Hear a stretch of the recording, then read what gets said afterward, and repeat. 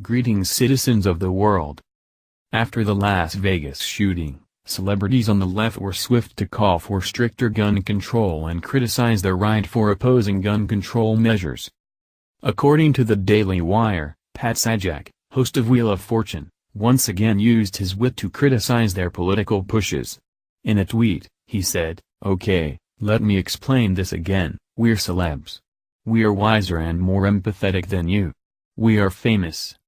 Please take our opinions more seriously." Sajak is a frequent critic of the left and uses Twitter to unleash his witty attacks.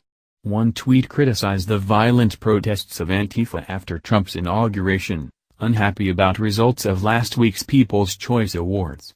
Thinking of breaking Starbucks windows and trashing limos? Another took a jab at CNN for engaging in fake news. "Alexa, turn on CNN.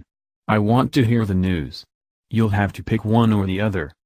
His recent criticism took aim at celebrities like Jimmy Kimmel, who was quick to use the horror of the Las Vegas shooting and their own over-the-top emotions to push for gun control measures, despite the fact that those policies would have had little impact on the terrible tragedy.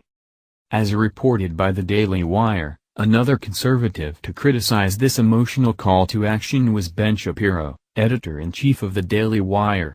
In a video, he methodically tears apart Kimmel's monologue on Monday night during the Jimmy Kimmel Live show. Shapiro was careful to clarify that he wasn't criticizing Kimmel's emotional response, but that Kimmel believes those on the right aren't similarly emotional. Last night he did a long shtick about gun control that was entirely based on emotion, and it was just really nasty. I don't think it was nasty because he doesn't care, he cares. It's really nasty because he's suggesting you and I don't care.